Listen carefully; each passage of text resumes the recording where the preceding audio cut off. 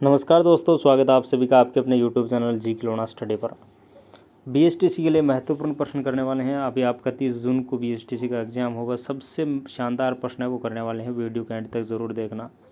हमारे देश का गर्म एवं शुष्क प्रदेश कौन सा है? राजस्थान है। राजस्थान का सर्वाधिक वर्षा वाला जो भाग है, भौतिक भाग, वो कौन सा है? दक्षिण पूर्वी पठारी भाग, जहाँ पर सर्वाधिक, अगर बात करें भौतिक विभागों के बारे में, तो वहाँ पर सर्वाधिक वर्षा होती है। राज्य की कुल क्षेत्रफल का 9.6% दक्षिण पूर्वी पठारी भाग है।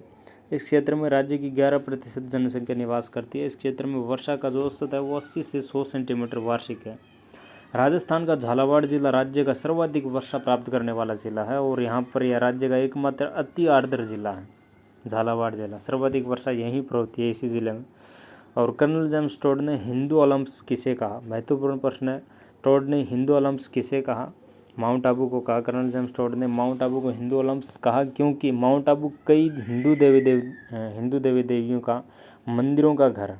हिंदू ओलंपिक्स यानी कि माउंट आबू ने ऐसा हिंदू ओलंपिक्स माउंट आबू के बारे में कहा कर्नल जेम्स टोड ने कि माउंट आबू है वो हिंदुओं का ओलंपिक्स है क्योंकि माउंट आबू कई हिंदू देवी देवियों का के मंदिरों का है वो घर है, इसलिए हिंदू ओलंपिक्स कहा।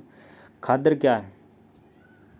खादर है वो चंबल बेसिन में गहरी खड्डायुक्त बीड़ भूमि है। एक प्रकार से जो चंबल बेसिन है उसमें गहरी नीचे की यानी खड्डायुक्त लगभग बीहड़ की जो भूमि है उसको खादर कहते हैं।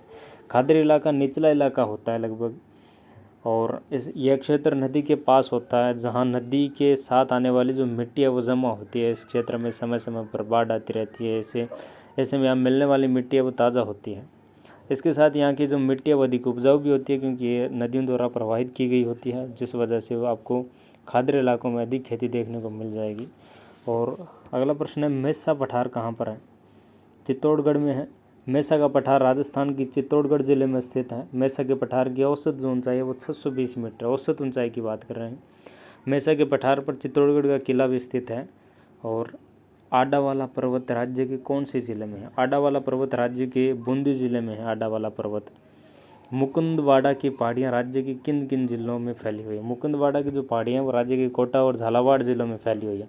महत्वपूर्ण प्रश्न है कि मुकुंदवाड़ा की जो पहाड़ियाँ हैं वो किन किन जिलों में फैली हुई है? कोटा व झालावाड़ जिलों में फैली हुई है मुकुंदवाड़ा की पहाड़ियाँ। मुकुंदरा की पहाड़ियाँ हाड़ौती क्षेत्र में है जो विंध्यन पर्वत श्रेणी का विस्तार है। मुकुंदरा की पहाड़ियाँ मुख्य रूप से कोटा जिले में है, लेकिन इसका कुछ भाग झालावाड़ जिले में भी स्थित है। कोटा व झालावाड़ के बीच स्थित इस भूभाग का ढाल दक्षिण से उत्तर की ओर है। इसका जो ढाल है वो दक्षिण से उत्तर की ओर है, अतः चंबल नदी दक्षिण से उत्तर की ओर बहती है। मैप में नीचे से ऊपर बहती है, वैसे दक्षिण से उत्तर की ओर। मारवाड़ के मैदान को मेवाड़ के उच्च पठार से अलग करने वाली पहाड़ी क्षेत्र कौन सा है? तो मारवाड़ का मैदान है उसको मेवाड़ के उच्च पठार से अलग करने वाला पहाड़ी क्षेत्र है वो है मेरवाड़ा का पहाड़। मारवाड़ के मैदान को मेवाड़ के उच्च पठार से अलग करने वाली पर्वत श्रेणी मेरवाड़ा पहाड़ियाँ हैं। यह पहाड़ियाँ टोडगढ़ के समीप ब्यावर जिले में स्थित है। राजस्थान में अरावली पर्वत श्रृंखला का कितना प्रतिशत है? अरावली पर्वत श्रृंखला का राजस्थान में 80% है। वैसे 550 किलोमीटर इसकी कुल लंबाई है। और राजस्थान में खेड़ बर्मा सिरोही से लेकर खेतड़े नीम का थाना तक राजस्थान में है। और टोटल इसकी लंबाई 550 का 80% कितना होता है वो इसकी राजस्थान में यहाँ पर लंबाई है लगभग 80% है राजस्थान में। और वैसे बात करें तो ये जो अरावली पर्वतमाला है वो गुजरात के पालनपुर से लेकर दिल्ली तक जाती है। दक्षिण पूर्व से ये दक्षिण पश्चिम से इसका विस्तार है। अगला प्रश्न है, किन काकारों से घिरी प्लाया झीलें रेगिस्तान क्षेत्र में कहलाती हैं? निम्न कागारों से जो घिरी हुई प्लाया झीलें रेगिस्तान क्षेत्र में कहलाती है। निम्न कागारों से घिरी प्लाया झीलें रेगिस्तान क्षेत्र में क्या कहलाती है? खड़ीन कहलाती है। यानी कि सीधे शब्दों में ये है कि मरुस्थल में प्रवाहित जो वर्षा जल है, वर्षा जल को तीनों तरफ से छोटे बांध बनाकर सुरक्षित करना खड़ीन कहलाता है।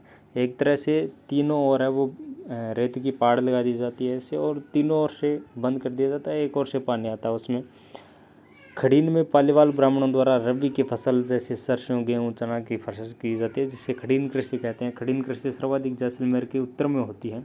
खड़ीन राजस्थान में जल संरक्षण का सबसे बहुउद्देशीय तरीका है। खड़ीन में खड़ा पानी लगातार भूजल पुनर्भरण का समर्थन करता है।